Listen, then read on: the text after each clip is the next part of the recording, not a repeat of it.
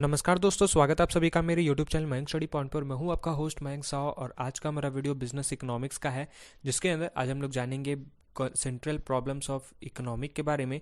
तो चलिए वीडियो में आगे बढ़ते हैं। वीडियो में आगे बढ़ने से पहले अगर आप सभी ने मेरे चैनल को अभी तक सब्सक्राइब नहीं किया है तो जल्दी से चैनल को कर दिए सब्सक्राइब और प्रेस कर दिए बेल आइकन को भी, ताकि आपको हमारे आने वाले वीडियो का नोटिफिकेशन तुरंत मिले और आप उसे मिस ना कर सके। तो बढ़ते आज का मेरा टॉपिक की तरफ। तो चलिए आज कुछ नया सीख लेते हैं।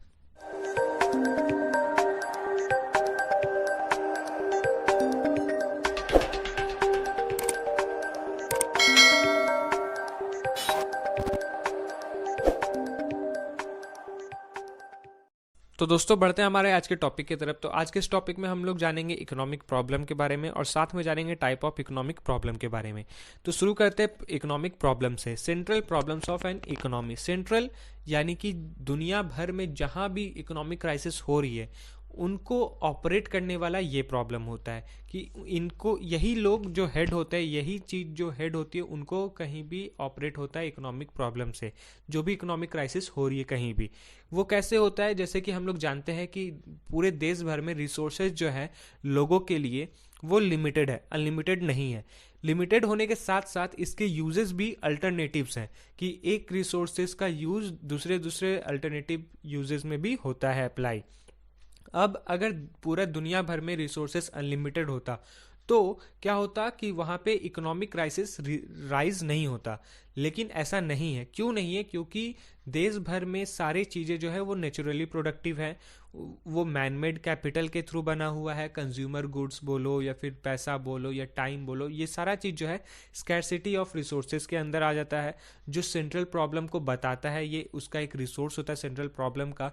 अगर ऐसा नहीं होता तो कभी ऐसा इकोनॉमिक प्रॉब्लम हम लोग को देखने को नहीं मिलता या फेस करने को नहीं मिलता। इसके 3 टाइप्स हैं।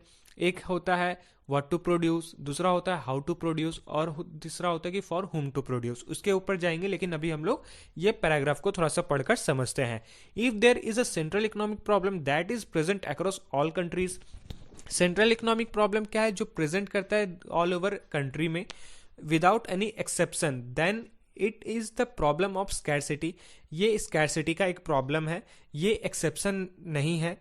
This problem arises because all the resources of all types are limited and have alternative uses. ये प्रॉब्लम क्यों राइज आता है? ये प्रॉब्लम क्यों राइज होता है?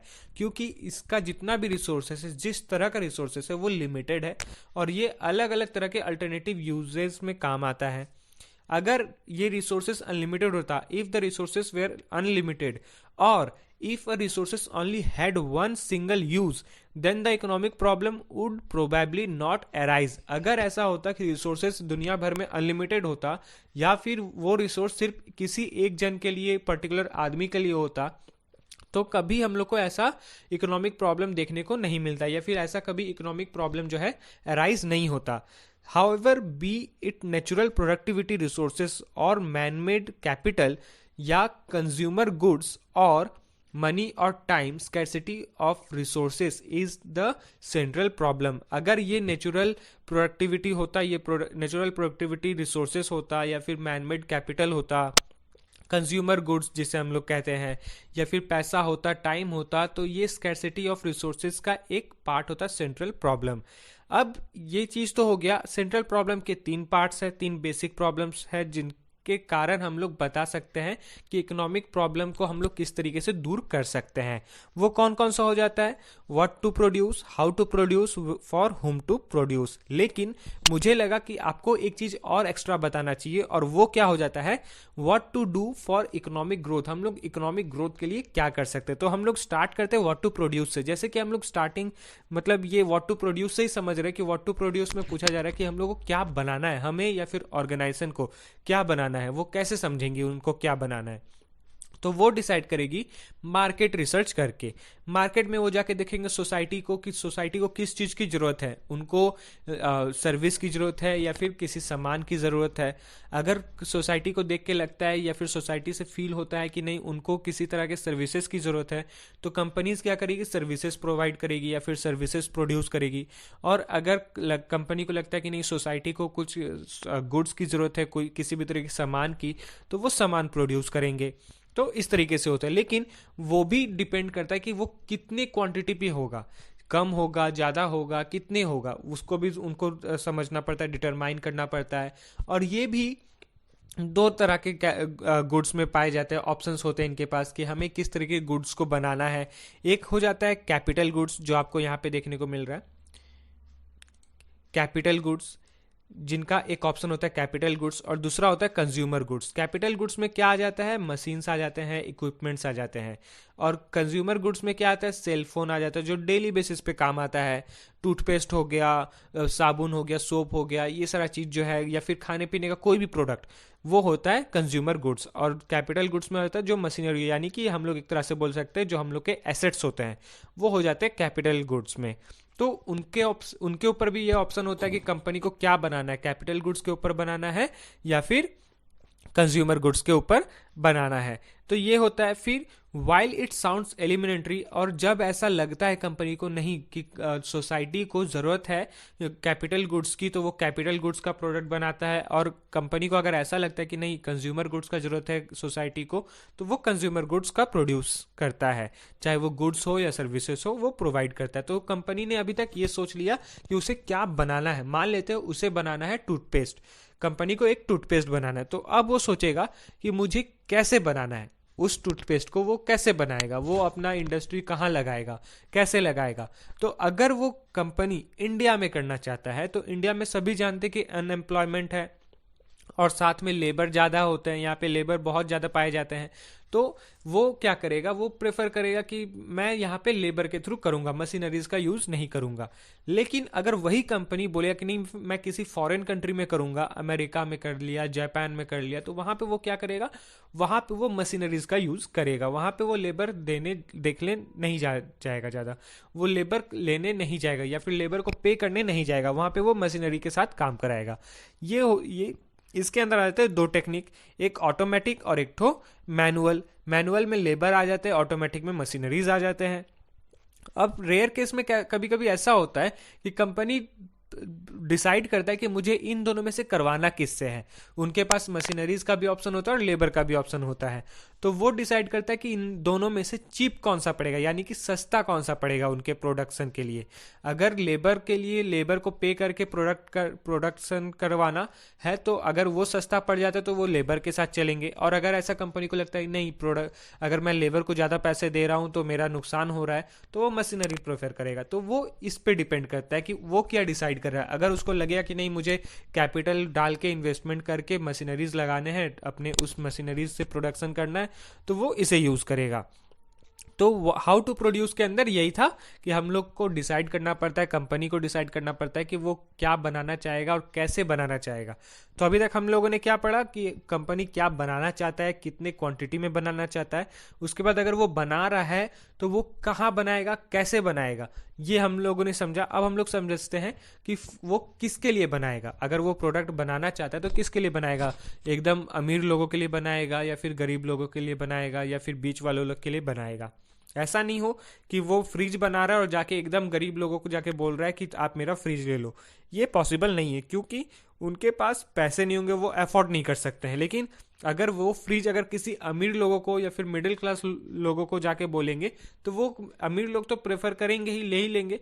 और मिडिल क्लास वाले भी कभी कभी वो लोग बोलेंगे ठीक है चलो ले लेते हैं, मेरा नीड है, मुझे जरूरत है, इसलिए मैं ले लेता हूँ। तो ये होता है कि कंपनी को डिसाइड भी करना पड़ता है वो अपना प्रोडक्ट जो है किसके लिए बना रहा है। सभी के लिए तो नहीं बनाना चाहता, वो किसी एक पर्टिकुलर चीज़ के लिए बनाना चाहता है। लेकिन अगर कभी गवर्नमेंट ऐसा सोचता है तो गवर्नमेंट सभी के लिए बनाता है। गवर्नमेंट नहीं सोचता कि मुझे किसके लिए बनाना है, उसके लिए एक ही चीज़ होता है कि how to produce and what to produce. वो फॉर हुम टू प्रोड्यूस का ऑप्शन नहीं रखता। लेकिन प्राइवेट सेक्टर में जो है वो प्रेफर करता है कि मुझे किसके लिए प्रोडक्ट बनाना है, कौन इसको अफोर्ड करना चाहेगा या फिर करेगा। तो इसके अंदर यही होता है, think about it, can a society satisfy each every human wants? Certainly not. Therefore it has to decide on who get what share of the total output of goods and services produced. In other words, society decides on the distribution of the goods and services among the members of society.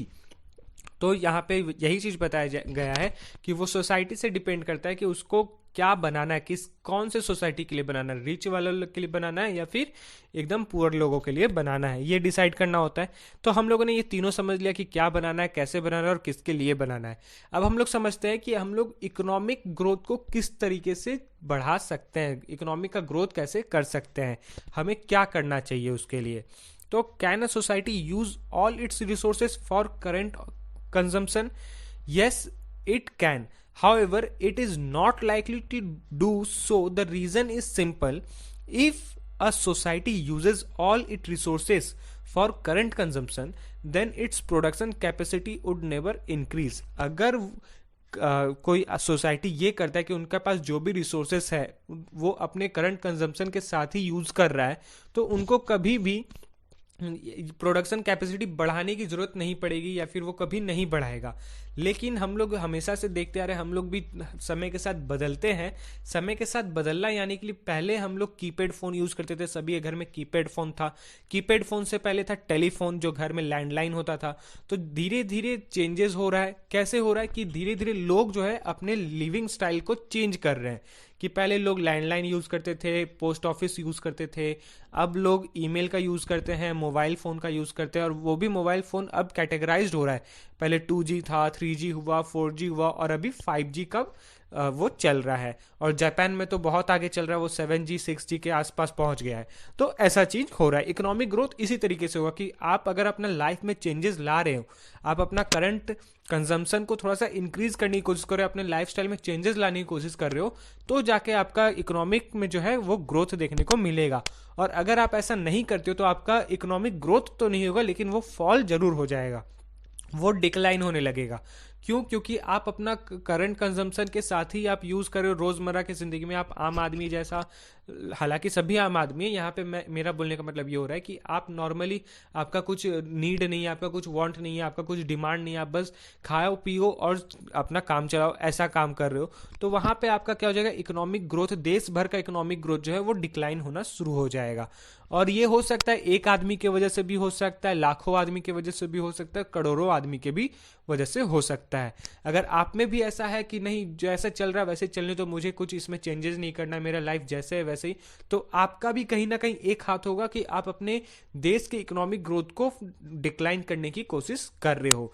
तो यहाँ पे हो जाता है, यहाँ पे यही बताया जाता है कि आप लोग अपना इकोनॉमिक ग्रोथ को किस तरीके से इंक्रीज करोगे, अपने देश का इकोनॉमिक को किस तरीके से ग्रोथ करोगे। अगर आप अच्छे पैसे कमाते हो, कहीं जॉब करो, तो आप अपना लाइफस्टाइल में भी चेंजेस लाने की कोशिश करते हो। आप लोग देखते भी होंगे, पहले किसी आदमी का जॉब नहीं था तो वो ऐसे रहता था, लेकिन जैसे उसका जॉब लगा, उसने 6 महीने बाद या 2 महीने बाद, 1 महीने बाद, 1 साल बाद, उसके अंदर आपको चेंजेस देखने को मिलेगा। उसके फैशन, ड्रेसिंग स्टाइल में, उसके इक्विपमेंट्स में, सभी चीज़ में चेंजेस देखने को मिलता है। तो वो इसी तरीके से होता है कि जब लोगों के पास पैसे आ जाते हैं तो वो क्या करते हैं कि अपने लाइफस्टाइल को थोड़ा सा इंक्रीज करने की कोशिश करते, थोड़ा सा एक्सपेंड करने की कोशिश करते कि मैं अब ऐसे रहूँगा, वैसे रहूँगा, ये होगा वो होगा, उसका हेल्प।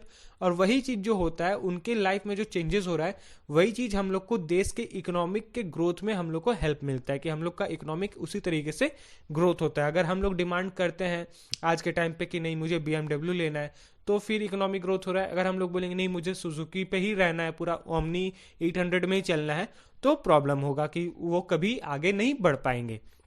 तो ये हुआ। तो दोस्तों आज के लिए बस इतना ही। उम्मीद करता हूँ कि आप सभी को मेरा वीडियो पसंद आया होगा। तो जाते जाते वीडियो को लाइक करें, और अगर आप चैनल पे न्यू है तो चैनल को सब्सक्राइब करें, प्रेस करें बेल आइकन को भी, ताकि आपको हमारे आने वाले हर वीडियो का नोटिफिकेशन तुरंत मिले और आप उसे मिस ना कर सके। दोस्तों मैं वीडियो बहुत मेहनत करके बनाता हूँ, तो आप लोग वीडियो को लाइक ज़रूर कीजिए, इससे मुझे मोटिवेशन मिलता है। और हो सके तो आप इसे शेयर और कमेंट भी जरूर कीजिए। धन्यवाद।